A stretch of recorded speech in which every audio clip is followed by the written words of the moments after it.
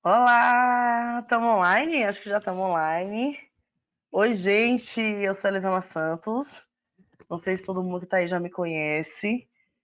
Sou escritora, sou autora da Educação Não Violenta, do Por que Gritamos, são meus dois livros novos, do Reolhar e do Tudo Eu, que são livros que eu escrevi há algum tempo. E fui convidada pela editora para a gente bater um papo aqui sobre essa quarentena, sobre como essas coisas estão chegando em nós. E eu fiquei pensando, cara, mas o que eu vou falar? Vou falar de livro? Vou falar de educação? Vou falar de quê dentro de tantas coisas? Mas eu senti no coração de falar um pouquinho com vocês sobre o quanto a quarentena tá chamando pra gente abandonar o que é ideal e se jogar no que tá sendo possível, né? Nós estamos vivendo o que é possível. E eu acho que a gente vai sair dessa loucura de pandemia com novas prioridades e com novas formas de ver a vida. Espero, né? Porque se a gente não aprender com um desenho grande desse da vida, a gente não está aprendendo que a gente precisa refazer os caminhos, a gente não vai aprender tão cedo, né? Eu não sei como que vocês estão se relacionando com esse período dentro de casa. Não sei quantos estão tendo possibilidade de realmente ficar dentro de casa. Eu sei que tem muito profissional que a empresa não liberou, que ainda não está conseguindo esse privilégio de que não deveria ser um privilégio de se cuidar diante dessa pandemia. Mas aí eu quero que você pare para pensar no quanto você tem se permitido viver o que é possível dentro dessa pandemia. Viver o que, abandonar um pouquinho o que é ideal, o que a gente queria que tivesse acontecendo, para enxergar o que é possível, enxergar o que é que a gente dá conta de fazer. E é muito doido porque a gente teve essa obrigação não, obrigação mesmo de ficar dentro de casa. E em poucos instantes surgiram 500 mil lives no Instagram. E todo mundo resolveu liberar os cursos que tem gratuitamente. E a gente encarou esse negócio como se fosse férias, né? Como se fosse um pouquinho de perna para cima, não tem nada para fazer, vamos aí atingir o nosso alto grau de produtividade, vamos aproveitar que agora a gente tem tempo. Só que a gente tem tempo e a maioria de nós não tem disponibilidade emocional. Porque não tá fácil. Não tá fácil para ninguém. Nós estamos emocionalmente mexidos com essa quarentena. E mexidos nas pequenas coisas, sabe? Eu sou louca por livros. Livros sempre foram o meu lugar de conforto. Eu tenho livros tatuados no braço. Eu tenho um livro tatuado no braço. Livro para minha vida. E eu não consegui ler. Nesses, sei lá, 18 dias de quarentena, eu já peguei uns 4 livros diferentes e eu não consegui ficar em nenhum livro. E isso para mim é muito estranho, porque eu sou uma pessoa que devora livros loucamente. E aí eu parei para me perguntar, cara, por que, que eu não tô conseguindo ler? Eu não tô conseguindo ficar. Eu não estava conseguindo ficar em nada, sabe? Então não era um livro. O livro, ele me pede inteireza. Tem gente que lê, sei lá, lê qualquer coisa e não consegue. Eu preciso estar focada no livro, preciso sentir o livro, preciso pensar no que ele está me contando, eu preciso interiorizar toda a história que o livro me traz. E eu não consegui ler, porque eu não estava conseguindo ficar inteira. E aí, essa semana, eu fui entender que eu ainda estava pegada a um mundo pré-pandemia, como a maioria de nós está, sem conseguir entender, perceber que esse mundo ele vai deixar de existir, que a gente não vai ter para onde voltar, a gente vai ter que criar uma nova forma de se relacionar com a gente, com o trabalho e com o mundo, porque mudou. Querendo ou não, gostando ou não da ideia, mudou. Mudou a forma da gente se relacionar. O mundo tá agindo de uma maneira diferente. Gente, vocês estão me ouvindo? Me escrevam aí no chat. Oi, Elisama. Não, oi, gente, tá. Só queria ver se o chat estava funcionando. E aí o mundo mudou, cara, e a gente não tá conseguindo parar para perceber isso. E eu me percebi muito presa ainda às sensações que eu tinha antes da pandemia. E eu me percebi não nomeando o que eu estou sentindo diante da pandemia. E o que é esse nomear o sentir? Meus livros falam muito sobre educação emocional, sobre inteligência emocional. É o puro reconhecimento do que meus sentimentos existem, que eles são válidos, que eles são importantes, que eu preciso reconhecê-los e que eles me comunicam algo sobre mim. Cada sentimento, ele fala pra gente que alguma coisa importante precisa ser olhada e cuidada. Os sentimentos, eles são bússolas. Eles estão apontando para as nossas necessidades que estão ou que não estão sendo atendidas. Só que a nossa educação, a educação que a gente recebeu, não foi uma educação que fazia a gente cuidar do que a gente sente. Então, nós não aprendemos a olhar para os nossos sentimentos, nós não aprendemos a acolher os nossos sentimentos, nós não aprendemos a reconhecer a importância deles, nós não aprendemos a nutrir os nossos sentimentos, a olhar para eles com carinho, com respeito, com compaixão. A gente aprendeu a fugir dos nossos sentimentos. E eu acho que esse movimento de tantas lives, de tantos cursos e dessa busca intensa por essa produtividade, esse movimento vem do nosso costume enquanto sociedade de fugir do que a gente está sentindo, de reconhecer o que a gente está sentindo, de nomear essa dor, de chorar essa dor, de deixar que ela exista para recomeçar. A tristeza, ela tem uma função muitíssimo importante na nossa vida. Tipo, muito importante. A tristeza, ela é aquela emoção que chama o time para se juntar aqui, perdemos o jogador, vamos pensar como é que a gente vai jogar aqui para frente, vamos recalcular as rotas aqui. A tristeza é essa emoção que te deixa quietinho, se encontrando, se organizando emocionalmente. E a nossa sociedade não nos permite sentir tristeza.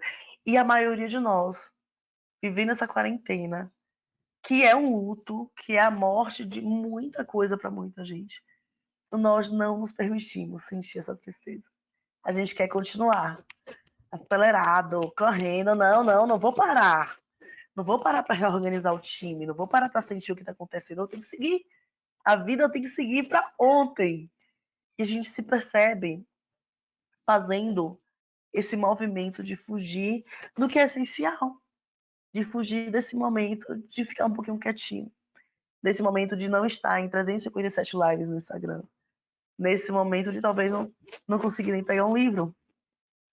E aí eu fui entender que eu não estava conseguindo pegar o livro porque tinha tanta coisa em ebulição dentro de mim, tantos sentimentos, tantos anseios, tantos medos, frustrações, sonhos que vão ser adiados ou que talvez nem mais aconteçam e que já estavam ali engatilhadinhos, ali justinhos para acontecer. Enfim, tantas coisas que a gente não aprende a olhar e que eu não estava olhando e que eu estava querendo usar o livro para fugir desses sentimentos. E eu acho que esse é um dos grandes convites desse momento. É o convite de você ficar, sabe? De você ficar com esses sentimentos que você nunca encarou. Cara, a vida tirou todas as desculpas que a gente tinha para ficar com a gente. Ah, não, mas eu tenho que sair agora. Ah, não, eu tenho que ir pra academia. Ah, eu tenho que fazer aquele negócio lá no trabalho. Eu tenho que, eu tenho que, eu tenho que, eu tenho que, eu tenho que, eu tenho que, eu tenho que sair, eu tenho que sair, eu tenho que estar sempre pra fora, cumprindo o que o mundo tá me pedindo, pra fora, pra fora. E aí a vida foi lá e te tirou tudo. Todas essas desculpas e te botou pra dentro. E agora você vai ter que ficar um pouquinho aqui com você. O Lucas está perguntando como manter a calma e não surtar com os parentes agora que estamos todos dentro de casa 24 horas por dia. Dá uma maximizada, né, Lucas, em nossas crises. Porque é isso, a vida tirou aquele momento de que, nossa, esse povo aqui tá um saco, deixa eu pegar aqui, dar uma saída e passar a tarde fora para não olhar para a cara de ninguém. A vida tirou isso, cara. Agora você quer ficar em casa com a parentada inteira, você tem que ficar em casa com o que te incomoda. Eu acho que a primeira coisa para a gente manter a calma é a gente não se cobrar a calma. Olha que coisa louca. A gente fica nessa cobrança de que eu tenho que ter equilíbrio emocional, de que eu tenho que ficar bem, de que eu tenho que ficar tranquilo, de que eu tenho que ficar. Não, você não tem que ficar bem. Você não tem que ficar calmo e tranquilo. Porque tá doendo, gente. Tá doendo para todo mundo ficar dentro de casa. Então, nós não vamos ter uma convivência calma, tranquila e pacífica com todos que nós estamos vivendo o tempo inteiro. Não vai rolar, é impossível. Nós estamos com emoções em ebulição aí. E a gente vai ficar nervoso, e a gente vai ficar puto, e a gente vai ficar com raiva. E a gente vai brigar em momentos que a gente talvez nem precisasse brigar. porque estamos todos trancafiados na casa.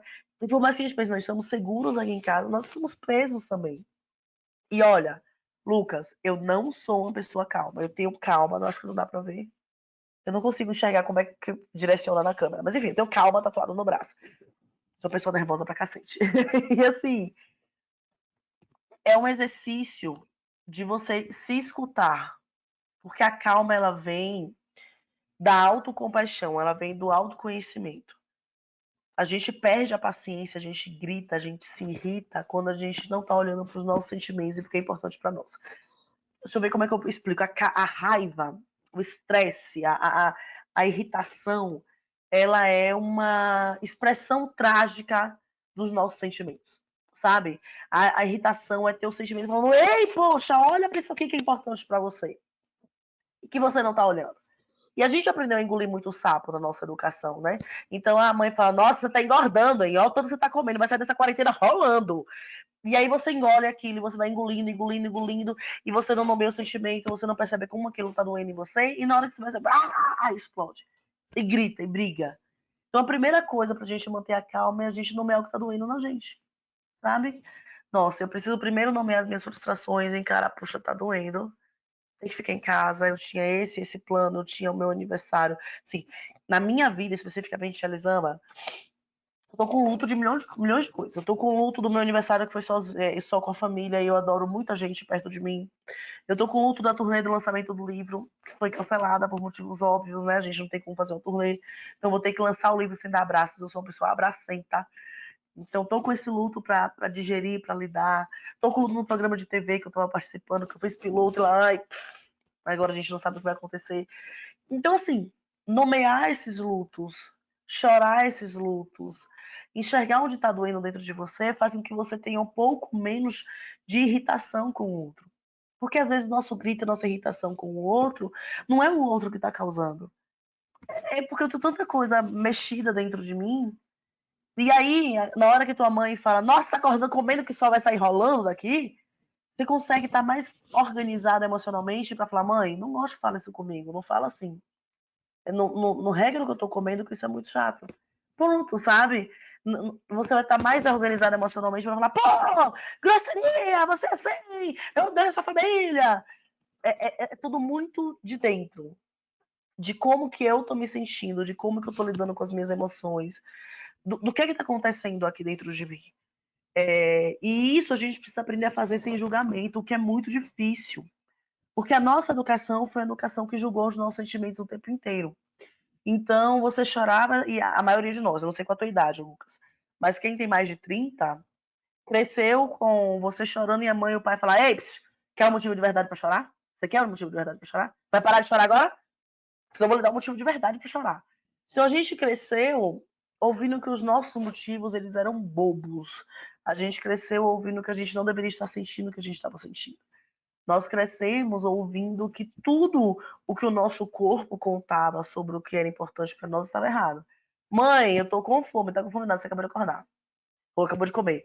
Mãe, eu odeio a vovó, você não odeia a sua avó, só ama a sua avó, olha, gratidão.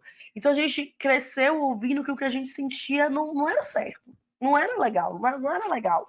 A gente cresceu ouvindo, ó, a mamãe não gosta de menino bravo, a mamãe não gosta de menina irritada, a mamãe não gosta de menina que grita. Então, esse amor, esse carinho, ele foi condicionado o tempo inteiro. E isso não é porque os nossos pais eram ruins, eles não eram legais. Isso é porque era o que eles sabiam fazer. Dentro da educação que eles receberam, eles ainda seguraram um pouco a onda do que eles passaram para nós. Mas eles passaram essa educação assim. Então, nossa educação, o que nós aprendemos sobre os sentimentos, veio truncado, veio muito torto, veio muito errado, veio muito sem sentido. E aí, nesses momentos, como esse, principalmente na quarentena, em que a gente tem que ficar com o sentimento, em que a gente tem que olhar o sentimento, enxergar o sentimento, entender o que ele está falando sobre nós, a coisa fica caótica, a coisa fica. A gente fica irritado, a gente fica mais nervoso e a gente não sabe lidar, porque a gente nunca aprendeu a lidar com sentimentos. A gente nunca aprendeu a olhar para eles, a nomear, a acolher, a entender. Eu tenho motivo de estar triste. E olha, eu trabalho com isso, com educação emocional, há 5 anos, eu estudo isso há pelo menos 8. E eu estava negando meus sentimentos.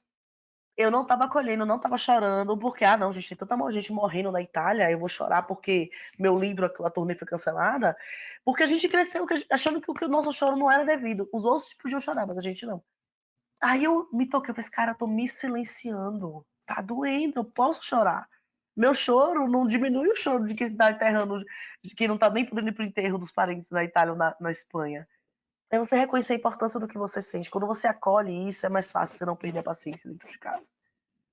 A Raquel tá perguntando, como começar a explicar para os filhos pequenos que precisamos trabalhar e não podemos brincar o tempo todo? Como fazer eles compreenderem essa situação também? Olha, eu acho que essa é a pergunta de 1 milhão nesse momento, sabe?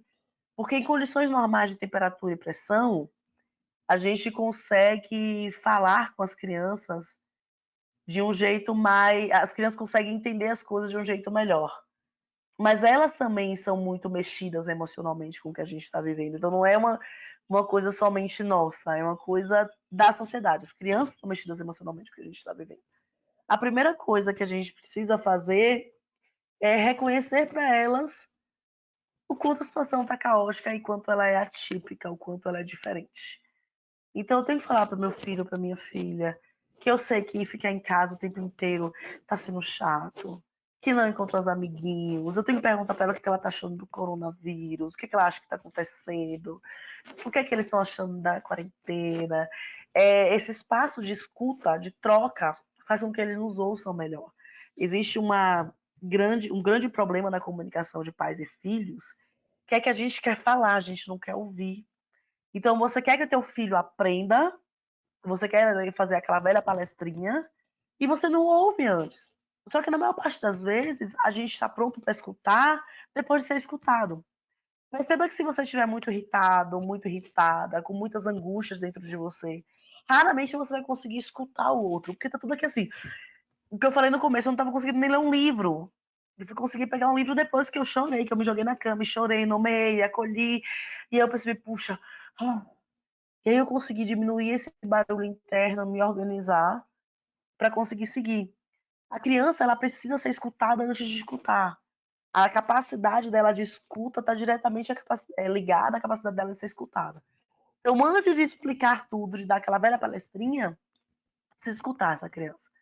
O que ela está achando da quarentena, o que ela está achando do que está acontecendo. Se ela tem mais de 4 anos, eu posso fazer uma reunião de família para a gente decidir como que a gente vai fazer durante a quarentena, quais são os horários de brincadeira, quais são os horários de ficar com a mamãe. E aí a gente precisa também conseguir dar algum tempo de atenção focada, de atenção de verdade, plena para essa criança. E aí acho que essa é a parte mais difícil, principalmente agora na quarentena. A gente não está inteiro, né? Então a gente está sempre com a cabeça a mil e aí não consegue dar essa atenção. E quando eu não dou essa atenção, não dou essa atenção, essa criança fica carente de atenção o tempo inteiro. Então é assim, é, é como se ela estivesse com fome e eu simplesmente explicasse que eu não posso dar o almoço agora, não posso ficar 2 horas com ela, não posso dar essa refeição, esse banquete para ela agora. E aí eu não dou nada. E aí ela vai continuar com fome. Então talvez eu não consiga dar o banquete, eu não consiga dar 1 hora de atenção para ela. Mas às vezes eu consigo dar 20 minutos. 20 minutos pode ser um lanchinho, um sanduíche bom, sabe? Que segure bastante, que nutra ela por um tempo, para que ela consiga também me permitir trabalhar. Então, filho, olha, a mãe vai ficar aqui, eu vou sentar com você. Depois de perguntar ela do coronavírus, o que é que ela acha de conversar? Eu vou sentar com você agora. A mãe vai botar aqui o despertador no celular. A gente vai brincar durante 20 minutos. Depois eu preciso trabalhar. Mamãe tá fazendo as duas coisas em casa, eu também vou trabalhar. E aí eu preciso trabalhar, então a gente vai focar, a mamãe vai ficar aqui com você, a gente vai brincar, e depois que a mamãe acabar de brincar, a mamãe vai voltar pro trabalho. E aí depois a gente tem mais um período de tempo. Porque assim, aí a Raquel perguntou, e as mães solteiras? Aí é que você mais precisa de organização. Não vai fluir se você não organizar. Não tem para onde correr. A gente tem a impressão de que, não, mas tem que dar certo, eu tenho que conversar, eu tenho que. Não, eu tenho que organizar. Ó, filho, vamos fazer aqui o cronograma da quarentena. Eu sei que a gente não tá produtivo, que tá caótico, que cronograma da quarentena parece uma coisa bizarra. Mas é essa a realidade, sabe? O cronograma flexível, tranquilo, mas ó, a mãe vai trabalhar esse horário e esse horário. Esse horário aqui é o horário da gente brincar, esse horário aqui é o horário de você brincar sozinho, esse horário aqui é o horário de você ver o seu filminho. Desculpa, quando você consegue organizar isso, a criança visualiza melhor. Se ela for muito nova, 2, 3 anos, você vai ter que trabalhar em períodos mais curtos, não tem pra onde correr. Então, assim, a cada 20 minutos, 30 minutos de atenção, é provável que ela consiga ficar 1 hora e meia sozinha depois. 1 hora e meia, até 2 horas sozinha depois, com os brinquedinhos dela. Então, assim, eu vou dar 20 minutos, vou fazer meu cronograma pensando nesses blocos de atenção plena e parada para poder sair, entendeu? Vou ter que dividir a minha rotina assim. Os blocos de atenção plena e os blocos que ela vai ficar sozinha. Elisama, não deu certo. Meu filho não fica 1 hora. Quanto tempo ele fica? Vai experimentando? 40 minutos? Então, vou fazer assim. É o ideal? Não. E aí eu volto porque a gente falou no começo, do quanto a quarentena ela é um convite para o que é possível. O quanto a quarentena tem sido um convite para a gente abraçar o que a gente consegue fazer e não o que é ideal, porque também é cruel que a gente se cobre a produtividade de quem está no escritório, a produtividade de uma vida pré-pandemia. Nós não vamos ter a produtividade de uma vida pré-pandemia, meu amor, porque nós estamos inseguros, nós estamos com medo, nós estamos assustados, nós estamos com milhões de sentimentos completamente confusos em ebulição dentro de nós. Nós não vamos conseguir ter essa produtividade. E aí nós precisamos ter um olhar amoroso e gentil com as nossas possibilidades. O que é que eu vou conseguir fazer isso? É isso, o que eu conseguir fazer isso é aquilo hoje. Ah, Elisama, mas eu estou numa empresa, eu estou com medo de perder o emprego, eu não posso cair a minha produtividade, ou o meu patrão me corta da empresa. Então eu vou ter que diminuir a produtividade em outras coisas. Então talvez eu tenha que aceitar que a gente vai comer com quentinha, comida de marmita durante um tempo. Então talvez eu vou ter que aceitar que o meu filho vai passar mais horas na TV do que eu gostaria. O que eu quero falar é que a gente precisa entender que esse momento convoca o que é possível. Então, se por questões, a gente sabe toda a questão do profissional, do trabalho, que tá todo mundo com medo de perder emprego agora. Então, Elisama, eu não posso simplesmente achar que a minha produtividade vai cair no trabalho e acabou. Em algum lugar a sua produtividade vai cair. E aí você vai ter que aceitar isso. Não dá para acreditar que a gente vai conseguir manter a bola no alto em todos os âmbitos da nossa vida se nós estamos em casa por um vírus mortal, gente. Nós não estamos de férias. Nós estamos em casa porque tem um vírus mortal circulando no mundo e estamos nos protegendo. Essa informação, por si só, ela já deveria nos deixar alerta. Já deveria fazer a gente entender que nós não estamos numa situação normal, não é o típico, nós estamos vivendo o atípico. Nós estamos vivendo cenas de filme. Não dá para achar que a gente vai manter a produtividade, sabe? Esses dias eu vi um meme muito legal que falava assim: eu já adoro filme de tragédia, de pandemias, etc e tal. E sabe o que eu nunca vi? Ninguém correndo no filme de pandemia falando: salvem a economia, salvem a economia. No final das contas, a gente sabe que a gente precisa salvar a vida. E eu acho que esse é um momento de preservação da vida que a gente precisa focar bastante agora. O Lucas está perguntando: eu tenho um sobrinho de 3 anos que é muito mimado pelas avós. Como fazer para ele entender que tudo tem o seu tempo e que o mundo não gira em torno dele? Olha, Lucas, a criança de 3 anos ela é uma criança naturalmente egocêntrica. Isso não é nem bom nem ruim, isso é. Isso simplesmente faz parte da vida, é uma das características da criança dessa idade. Eu acho que a gente precisa primeiro entender o que é mimado.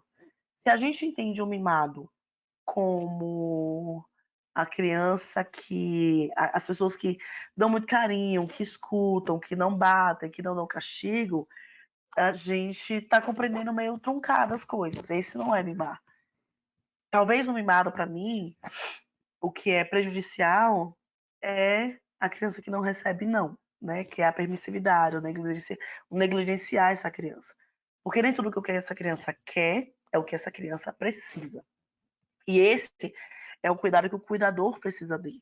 Entender que às vezes o que essa criança está querendo, chorando e pedindo, não é o que ela precisa. E eu, como cuidadora, eu, como responsável pelos cuidados dessa criança, eu vou focar no que ela precisa. Então, se o mimado é receber carinho, atenção, conversa, isso fala muito sobre a nossa educação, que era a educação que achava que isso era errado, né? Receber carinho, amor e carinho, e conversa e não bater era errado. Agora, se esse mimado ele não recebe, não. Realmente, essa criança ela vai ficar presa nessa fase do egocentrismo dos 3 anos por muito mais tempo do que ela deveria ficar. Porque, assim, a criança, ela nasce egocêntrica, ela nasce achando que o mundo é do tamanho dela, é o próprio umbiguinho dela. E é com o passar do tempo que os adultos vão explicando para ela que ela não é o centro do mundo, mas que ela é uma parte importante desse mundo. Que ela é alguém especial nesse mundo. Que ela é alguém que merece consideração e respeito nesse mundo. E como é que eu faço a criança entender isso? Mostrando as minhas necessidades, demonstrando os limites que as relações têm, que o mundo tem, e entendendo que ela não tem que gostar disso. Nem sempre a criança vai ficar feliz com o que nós falamos para ela, nem sempre ela vai ficar grata e satisfeita. Ela vai chorar, ela vai gritar, ela vai, às vezes, 3 anos, ela vai se jogar no chão. E aí está a grande diferença do que eu prego dessa educação não violenta para a educação tradicional. Eu não vou esperar que essa criança me olhe no olho e fale: ai, mamãe, muito obrigada por esse não que você me disse, que sensata você. É lógico que essa criança não vai me dizer isso. Essa criança vai chorar, ela vai gritar, ela vai ficar pé da vida, porque é o normal, porque ela está frustrada. E aí o meu papel como alguém que quer educar emocionalmente esse ser humano é falar: filho, eu entendo que você está muito frustrado. Você queria muito tomar sorvete agora e o horário do sorvete vai ser só depois do almoço ou o sorvete só nos sábados e domingos. Eu imagino o quanto você está frustrado. Se você quiser conversar, eu tô aqui. Você pode desenhar a sua frustração. Se você quiser um abraço para se sentir melhor, para acalmar o coraçãozinho, eu tô aqui. É essa a grande diferença da educação não violenta. Eu não deixo de dizer não. Eu vou seguir dizendo não. Só que eu vou acolher o que vem depois desse não. Eu vou demonstrar que aquele sentimento ele é válido, ele é normal, todos nós sentimos. Gente, eu tô com o nariz um pouquinho entupido. As oscilações do clima aqui em São Paulo estão demais. Um dia chove, outro dia faz sol e outro dia faz frio. Então eu tô com a crisezinha de rinite que tá, esse sinusite que tá daquele jeito. Mas enfim, é você entender que após o sentimento, após a sua negativa, a criança vai experimentar sentimentos que nós sentimos. Que todos nós sentimos, todos nós temos frustrações, todos nós ficamos pé da vida quando a gente quer uma coisa, essa coisa não vai acontecer. E aí, a gente pode observar que a nossa geração não é uma geração que consegue lidar bem com essa frustração. A nossa geração não é uma geração que consegue acolher bem os próprios sentimentos, porque não houve nos nossos educadores esse entendimento de que tá tudo bem você chorar e ficar triste porque eu te disse não. Tá tudo bem você ficar chateado porque eu te disse não. Na realidade, a gente esperava que a criança, após ouvir o não, que ela agradecesse, que ela reconhecesse os nossos esforços. E não é assim que vai acontecer, né? A criança ela não tem a obrigação de me dar o selo de mãe legal. Ela vai ficar chateada e tá tudo bem, ela fica chateada. E aí nós não aprendemos a lidar com essa frustração. Então o que é que a gente faz? A gente se entorpece, então a gente vai comer, a gente vai beber, a gente vai passar horas nas redes sociais, a gente vai ficar no Netflix até ele perguntar se tem alguém assistindo. A gente vai se entorpecer de todas as formas para não ficar com o sentimento. A gente vai brigar e responsabilizar o outro, falar: você me deixou triste, porque nós não aprendemos a lidar com essa frustração. Porque esse ensinamento, ele não fez parte da nossa educação, ele não fez parte do nosso desenvolvimento. E aí é essa a grande chave que a gente precisa virar ao falar na educação com os filhos. E o que eu acho mais fantástico, que é a grande chave que a gente precisa virar ao falar com nós mesmos, sabe? É tirar essa voz do papai e da mamãe, que falava que a gente não deveria estar chorando, que falava que é bobagem o que a gente está sentindo, que perguntava se a gente queria um motivo de verdade para chorar. Tirar essa voz da nossa cabeça e colocar uma voz mais amorosa. E colocar essa voz que acolhe, e colocar essa voz que diz: está tudo bem você ficar triste. Eu entendo a sua tristeza, realmente isso era legal e era importante, e você queria tanto, e não aconteceu. Sempre que eu começo uma palestra, pergunto para as pessoas quem, naquele ambiente, ao ficar triste, fecha os próprios olhos, se faz um carinho e fala: Nossa, tá difícil mesmo. Esse momento tá complicado. Tá fazendo o seu melhor. Eu sempre faço essa pergunta. Eu dou palestras há, sei lá, 4 anos. Nos 4 anos, nas milhares de pessoas que já me escutaram, se 10 pessoas levantaram a mão e falaram: Elisama, eu me trato assim quando eu tô triste. Se 10 pessoas levantaram a mão, foi um número grande. Eu acho que não chegamos a 10 pessoas. E aí, quando eu pergunto quem aqui, quando tá triste, fala pra si mesmo: Mas eu sou muito ridícula de estar chorando por esse motivo. Bem feito. Tomara que na próxima vez eu quebre mais minha cara, que sabe assim eu aprendo. Mas eu não tenho vergonha na cara, eu sempre faço isso. Eu mereço quebrar minha cara. Eu não devia estar chorando assim. A mãe de fulaninho tá com câncer e a pessoa tá feliz e eu tô aqui, tenho tudo e não tenho motivo para chorar. Quando eu faço essas perguntas, todo mundo ri. Olha que coisa chocante. A maioria de nós não se trata com carinho no momento que a gente mais precisa de carinho. A maioria de nós não se trata com respeito nos momentos que a gente mais precisa de respeito. A gente simplesmente não sabe utilizar essa linguagem. A gente fica repetindo a linguagem desse cuidador que falou que os nossos sentimentos não valiam, não mereciam atenção e que eram errados. E esse cuidador que recebeu a mesma mensagem dos cuidadores deles. Então, assim, não é que os nossos pais eram ruins ou que nós, enquanto mães e pais, fazemos isso com os nossos filhos é ruim, somos ruins. Não é isso. É que é um aprendizado que foi passando de geração em geração e que só não faz mal. Só nos faz mal. Quer dizer, alguém fala porque fala para si mesmo: eu não deveria estar triste. A tristeza simplesmente fala: ai, tudo bem, já que você concluiu que você não deveria estar triste, estou indo embora, tá, querida? Não precisa sentir tristeza. Lógico que não. A tristeza não some porque você acha que ela não deveria existir. Ela continua ali, só que ela continua sem ser olhada, sem ser cuidada, sem ser escutada. Sem a gente entender o que ela tá falando sobre nós, porque ela tá falando alguma coisa. Ela tá te dizendo: ó, isso aqui é importante para você, não tá rolando. Ó, isso aqui que você queria muito, não tá acontecendo e é importante para você. A gente não olha, a gente não aprendeu a fazer isso. E aí, para mim, esse é um dos aprendizados mais poderosos, mais importantes, mais essenciais. Que a gente consiga mudar essa voz interna e introduzir uma voz de compaixão. Cara, você está dentro de você. Você conhece as suas intenções. Você sabe o que é que você queria quando você fez aquilo. Você sabe que o seu coração tá. É bom que o seu coração tinha boas intenções. Você sabe quando você queria acertar. Porque nenhum de nós acorda querendo ser o pior, né? Nenhuma mãe acorda querendo, tipo, hoje eu vou acabar a cabeça dessas crianças. Vou fazer terapia até elas morrerem. Nenhum filho acorda hoje eu vou acabar com os meus pais. Quero que eles chorem muito, que eles sangrem de ódio porque eles me tiveram. Hoje eu vou ser o pior funcionário do universo. Nós não fazemos isso. Esse não é o nosso natural.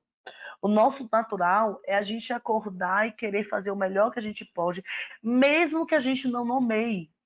Mesmo que a gente não fale no espelho: hoje eu quero ser a melhor pessoa do mundo, o nosso coração, as nossas intenções, elas estão levando a gente para esse lugar. Nós queremos ser o nosso melhor. Nós estamos fazendo o nosso melhor. E aí, dentro desse nosso melhor, existem algumas coisas que são muito importantes da gente olhar. Esse nosso melhor, ele não é uma constante. Então, o teu melhor de ontem não garante o teu melhor de amanhã, o teu melhor depois de amanhã.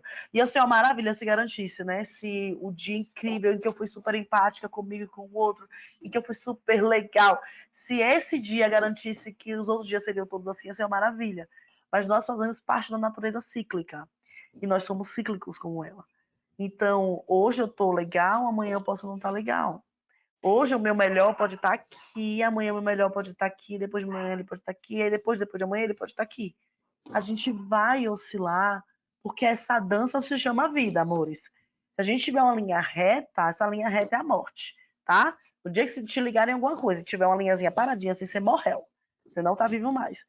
Enquanto você estiver vivo, a vida vai dançar, ela vai oscilar. E esse seu melhor, ele vai oscilar, ele não vai ser constante. E aí a segunda coisa que é muito importante quando a gente fala estou fazendo o meu melhor diariamente, é a gente olhar esse padrão do que é o melhor para mim. Porque às vezes esse padrão do que é o melhor, ele é irreal e inalcançável, sabe? A gente coloca o melhor, que é o melhor tipo perfeição. E nós não somos perfeitos, nós não seremos perfeitos. Nós somos falhos, amores, a gente vai fazer merda. A gente vai fazer muita merda. Enquanto a gente estiver vivo, a gente vai fazer merda. Tem uma autora, ela tem um livro que chama Autocompaixão, é a Kristin Neff. Gosto muito do livro dela, Autocompaixão. E aí ela fala o que eu adoro, que ela diz que todas as vezes que você fala, eu nunca mais vou errar. Eu nunca mais vou fazer besteira, eu nunca mais vou gritar com a minha mãe, com o meu pai ou com o meu filho. Eu nunca mais vou. Você tá colocando para você mesmo uma meta de gente morta. Gente viva erra. Não tem para onde correr. Gente viva erra. E aí é importante a gente olhar o que é o melhor para mim. Porque se eu coloco o melhor como só coisas extraordinárias que eu faço, como o supremo do supremo, cara, eu nunca vou me achar o melhor. E eu não vou conseguir ter compaixão por mim mesmo. Então, a gente precisa lembrar diariamente que nós estamos sempre movidos pelas nossas melhores intenções, mesmo que essas melhores intenções não sejam as melhores intenções das nossas expectativas, sabe? A Dani, como tentar minimizar esse tratamento que recebemos dos nossos pais, não reproduzir nos nossos filhos? Na maioria das vezes parece difícil demais. Dani, não parece não, amiga, é difícil demais. É muito difícil não reproduzir. É muito difícil. Mas assim, vamos combinar que não tem caminho fácil quando a gente fala de criar um ser humano, de educação. Não tem caminho fácil. Não reproduzir, construir um novo caminho em relação aos nossos filhos, aos nossos. Ressignificando o que recebemos dos nossos pais é difícil. Bater, humilhar, gritar, lidar com a culpa que vem depois também é muito difícil. Então, assim, não tem parte fácil na parada, sabe? Não veio a opção facinho, gostosinho, sem trabalho. Essa opção não veio no pacote. É difícil, é reconstrução, é desconstrução, é choro, é alegria, é riso, é um monte de coisa. Não é uma coisa só, mas assim, fácil a gente não pode utilizar essa palavra educação de filhos. É difícil sim, mas é um difícil, e aí eu sempre falo que a gente tem dois difíceis para escolher. A gente tem esse difícil de procurar essa cura da minha relação, do que eu recebi dos meus pais, para ressignificar, para fazer diferente com os meus filhos, e tem o difícil de reproduzir. Um difícil cura e um difícil continua machucando tanto a mim quanto ao outro. É uma escolha de qual difícil que eu vou levar, né? Qual caminho difícil eu vou optar, já que ambos são difíceis. Mas eu sempre digo que a melhor forma de não reproduzir com os meus filhos é mudar minha relação comigo. Porque o que a gente tem dentro transborda.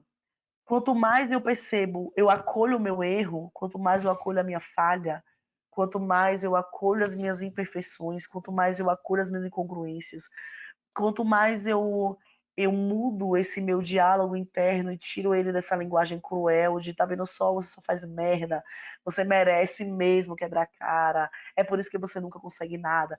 Quanto mais eu mudo essa linguagem na minha cabeça, quanto mais consciência eu tomo dessa linguagem, quanto mais eu me percebo falando, tá vendo só, você merece, respiro e só foco na respiração. O ar entra, o ar sai. E silencio esse contador de histórias que está na minha cabeça. Quanto mais eu consigo praticar isso comigo, amor, mais vai fluir na relação com meu filho e com o outro. Porque o que a gente precisa entender é que a nossa relação com o outro é um transbordamento da nossa relação com a gente mesmo. A forma que eu lido com o outro é um transbordar na minha relação comigo. Se eu quero mudar a minha relação com o outro, eu preciso transformar essa minha relação comigo. E aí é muito importante quando a gente fala em filhos, que é uma relação muito simbiótica, muito misturada. Quem o meu filho é interfere diretamente em quem eu sou. Eu não sou somente Elisama, eu sou Elisama, filha de mãe de Miguel e de Helena. Então, se Miguel baixa, a criança que bate, eu vou ser Elisama, mãe do menino que bate.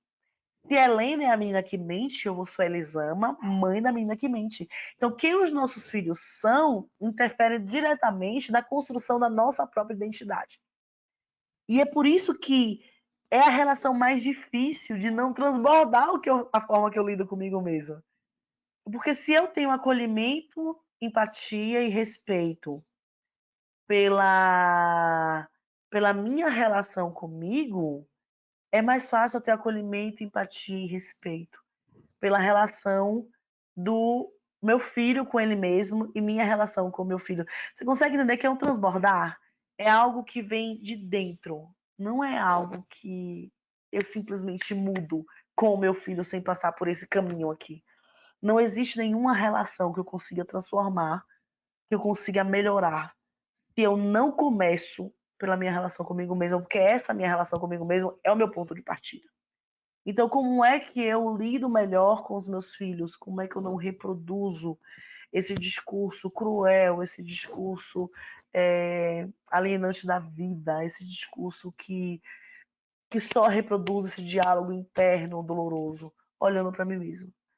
Reparando que eu vou repetir esse discurso, porque é ele que eu pratiquei durante a maior parte do meu tempo. Então, não é uma escolha definitiva, não é algo que eu penso hoje. A partir de hoje, eu vou me tratar muito bem. E aí, a cada 10 minutos eu me trato muito bem. Não, é uma escolha que você refaz e refaz todos os dias, milhares de vezes no dia. Milhares de vezes no dia. E é aquela escolha que você vai fazer hoje, aí daqui a 2 horas você vai fazer de novo, daqui a 3 horas você vai ter que fazer de novo, daqui a 4 horas você vai falar, essa pesta merda, não quero seguir isso aqui, vou jogar pra cima. E daqui a 5 horas você faz, não, é assim que eu quero me tratar assim, eu vou melhorar minha relação comigo. Então é uma escolha que, como a vida, ela vai dançar, sabe? Então eu tenho que observar, vai ter dias em que me acolher o meu erro, acolher a minha falha, vai ser fluido, vai ser simples. Ai, vai ser gostoso. E vai ter dia que o contador de histórias na minha cabeça ele vai gritar tão alto de que eu só faço merda, de que eu não tenho jeito, de que a minha forma de lidar comigo e com o outro ela é errada. Esse contador de histórias vai falar tão alto, essa contadora de histórias no meu caso, vai falar tão alto que eu vou acreditar nela e que vai ser muito difícil eu me lembrar de me tratar com autocompaixão. Então é um caminho, é uma escolha que ela vale pelo próprio caminhar. Não tem um ponto de chegada. E nós que fomos educados querendo essa jornada do herói que tem um ponto de chegada, em que eu fico feliz, maravilhoso e sem problemas no resto da vida, nós precisamos de uma reconstrução. Porque é o caminhar pelo caminhar.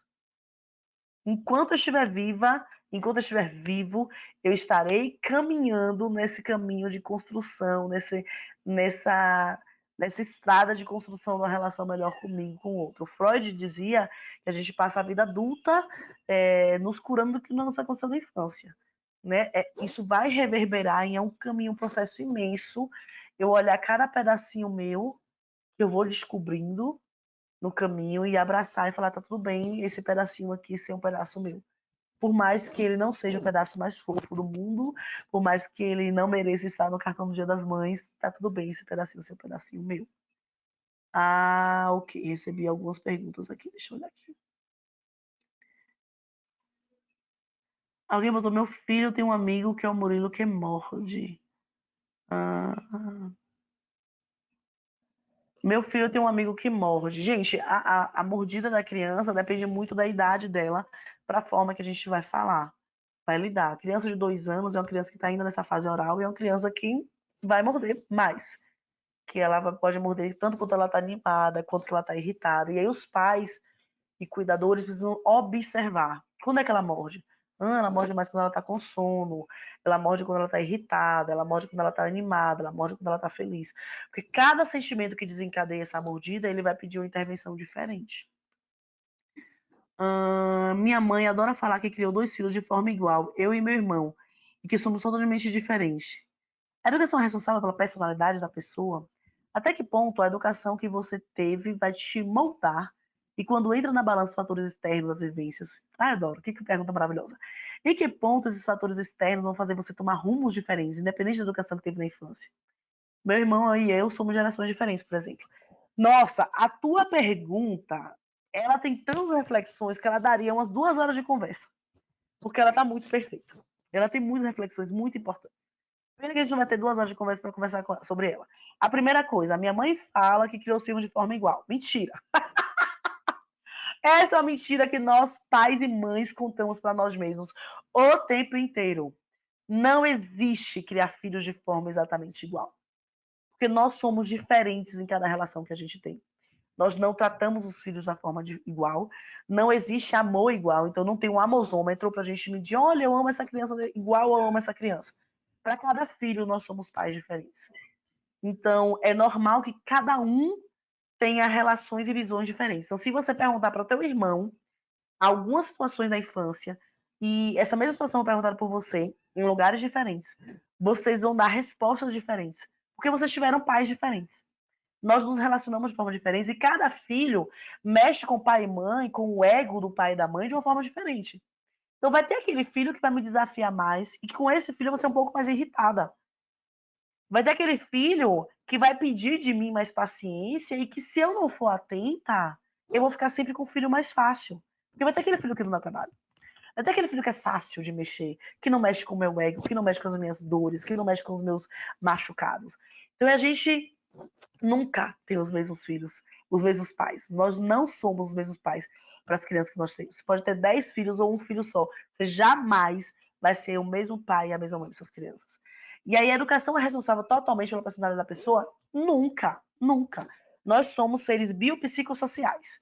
Então, nós temos influências da biologia, nós temos influências dessa forma que a gente aprendeu a lidar com o psicológico, né, do que veio de fábrica sobre as nossas tendências. Eu, por exemplo, tenho uma tendência à raiva. O meu desagrado me leva para a raiva desde muito novinha. Meu filho mais velho é assim. Você olha para ele, desde muito novinho, quando ele era bebê, era nítido que ele tinha uma tendência à raiva. 2 anos de idade, ele, né? 2 anos eles começam a virar gremlins. Ele jogava as coisas longe, ele ficava vermelho, você queria explodir. A minha filha veio de fábrica com uma tendência ao que desagrada e mostrar no choro, na tristeza. Ela não consegue nem computar a raiva dessa forma. Ela não consegue compreender a raiva que o irmão e eu sentimos. Ela não consegue, não entra na cabeça dela. A minha irmã e eu. A minha irmã falou: nunca tenho vontade de bater em ninguém. Ela acha super estranho. A minha vontade de socar as pessoas quando eu tô com raiva. Tenho vontade de socar. Fecho os olhos, soco mentalmente, para só depois eu conseguir aplicar a comunicação não violenta. Porque a minha essência é da raiva, é da briga, é da irritação em diversas coisas, não só uma coisa, né? Nós não somos uma coisa só, então essa é uma das minhas tendências ao desagrado. E ela nunca, não, ela fala, Elisama, não passa pela minha cabeça. Cada ser humano reage de uma forma e nós temos essa construção que veio do bio, do psico e do social. Então, assim, eu nasci com essa tendência à raiva. Talvez se os meus pais tivessem me apresentado novos caminhos, eu conseguisse lidar com isso de formas diferentes. Então, meu filho é muito parecido comigo, ele tem uma enorme tendência à raiva, só que diferente de mim, meu filho nunca brigou com ninguém na escola. Meu filho nunca bateu num coleguinha na escola. Eu bati em vários. Eu briguei com vários colegas na escola. Eu era aquela que praticava o bullying. Eu ia lá e batia mesmo e acabou.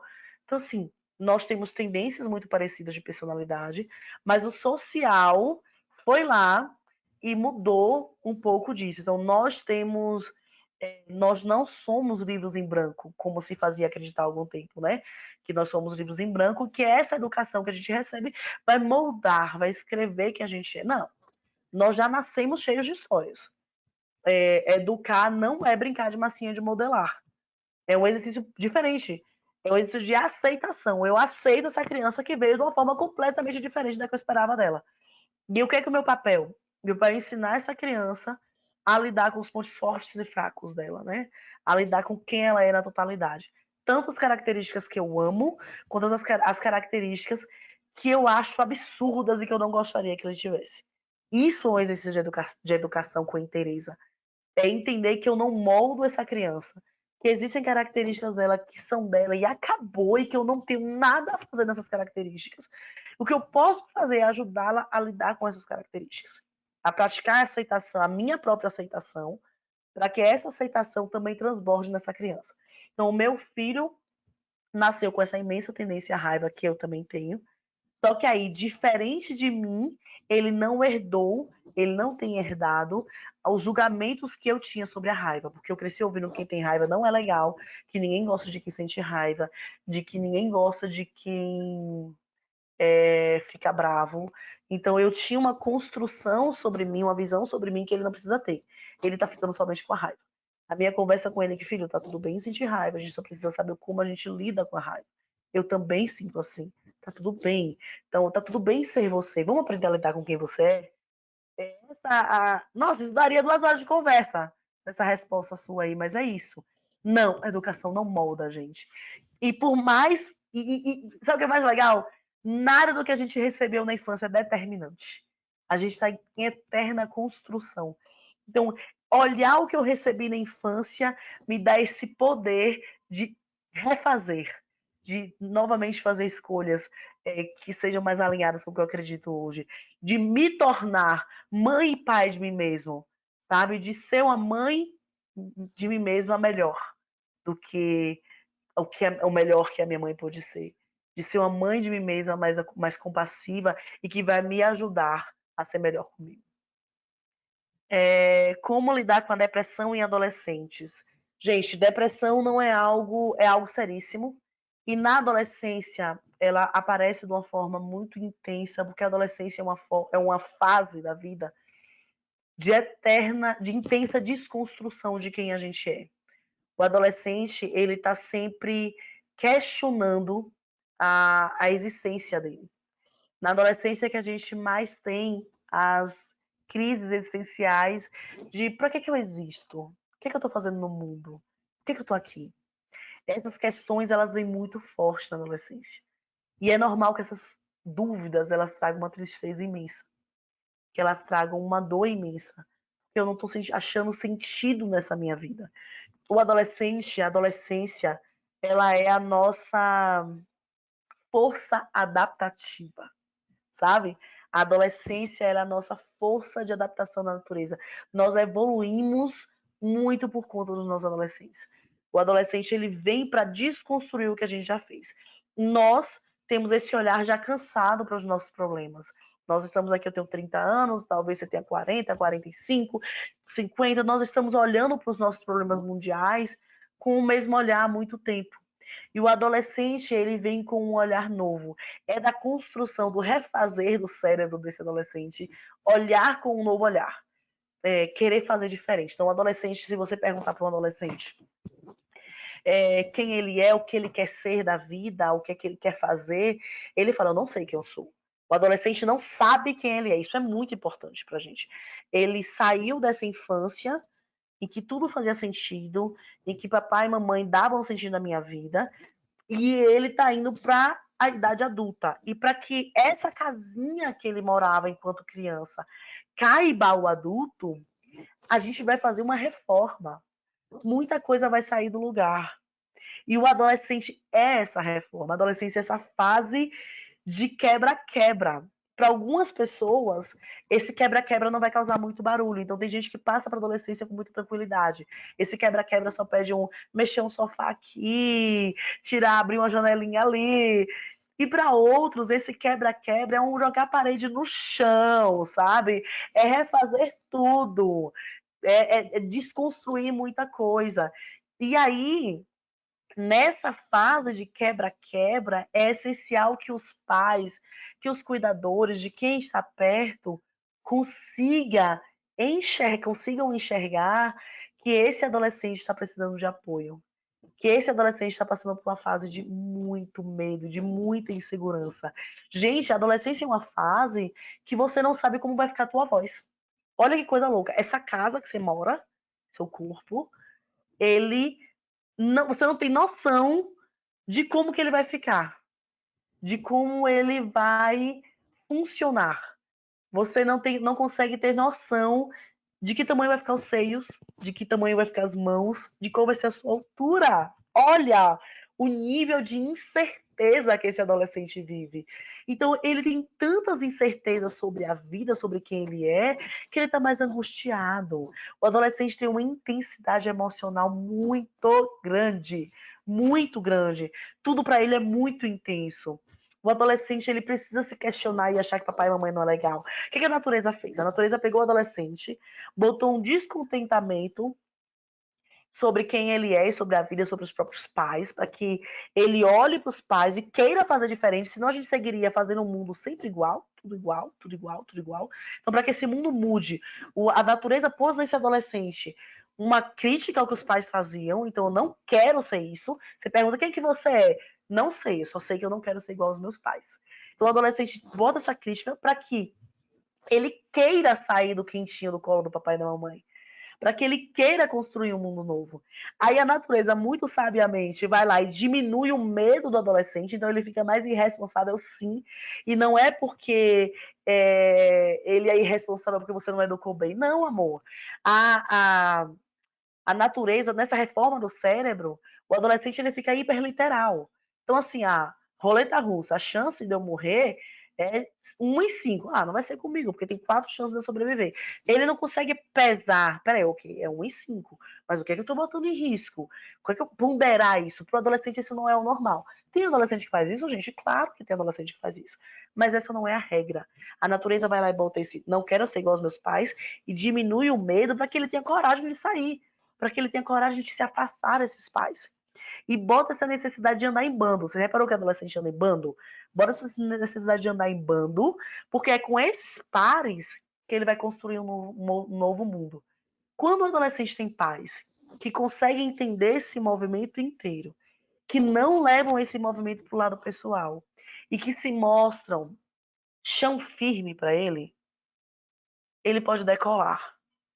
Ele lida com essas tristezas e com essas dores e com essas angústias de uma forma mais amena. Ele ainda vai ter, lógico, mas ele vai lidar com isso de uma forma mais amena. Quanto mais os pais negam esse processo, quanto mais os pais se distanciam emocionalmente desse adolescente e entendem que ele é errado, entendem que ele é ruim, entendem que ele faz isso porque ele é mal agradecido, levam para o lado pessoal e educam a partir das próprias feridas, quanto mais o adolescente faz, os pais fazem isso, menos o adolescente consegue lidar com essa tristeza e com essa angústia, sabe? Então, a construção dessa conversa com o adolescente é de você compreendê-lo. Por mais que o adolescente não demonstre, ele precisa muito do pai e da mãe dele. Por mais que o adolescente não demonstre, ele precisa muito de carinho. Ele precisa muito saber que ele é amado. Ele precisa saber muito que ele é querido. Ele precisa muito de um olhar compassivo e amoroso desses pais. Ele precisa muito de conversa. E aí a conversa com o adolescente, gente, a gente está acabando. Vou concluir, dá tempo, Raquel, de eu falar só pequenininho, assim. A conversa com o adolescente, ela tem tempo. O adolescente, ele abre, é como se ele estivesse num carro fechado, e aí ele baixa o vidro, fala, pai, mãe, vem cá. Na hora que ele baixou esse vidro, é o momento de você se abrir. Vou conversar com ele agora, eu tenho que aproveitar as oportunidades. Porque se você falar, agora não dá não, depois a gente conversa. O vidro vai subir de novo, e aí só na próxima oportunidade. E a adolescência é uma desconstrução para os pais. Porque enquanto o adolescente está se reconstruindo e está se enxergando como ser humano, os pais, eles estão saindo do lugar de administradores da vida dos filhos para o lugar de, talvez, quem sabe, consultores. E sair desse volante e, talvez, quem sabe, para o banco da carona é muito difícil. A gente se apega a esse volante, eu não quero saltar esse volante. E quanto mais eu tô apegada a esse volante, menos eu tô disponível emocionalmente para ser uma carona legal, para ser uma carona que fala, filho, será que é essa rua mesmo que você deve pegar? Não sei, você que tá dirigindo, mas olha direito para essa rua, vamos olhar o Waze de novo, sabe? Se eu estiver brigando para ser o volante, eu vou perder bastante coisa com esse adolescente. Gente, é isso! Que conversa gostosa, passou muito rápido. Quero agradecer a quem ficou até o final. Quero agradecer ao Grupo Record, foi muito legal o convite. Adoro bater papo, adoro conversar, adoro falar sobre esses temas de educação. A Educação Não Violenta fala muito sobre isso. E agora a gente está lançando Porque Gritamos, que fala, enquanto a educação não violenta é muito mais ferramentas e formas de você lidar com os filhos, o Porque Gritamos é esse caminho para dentro de me compreender, de me entender, de construir uma relação melhor comigo. E quem sabe aí venham livros que saiam um pouquinho dessa seara da educação. Vamos ver o que é que o universo está preparando para a gente. Muito, muito obrigada. O papo foi muito gostoso, muito, muito, muito legal. E aí, Raquel, como que eu faço agora? Tchau, tchau, gente. Um beijo.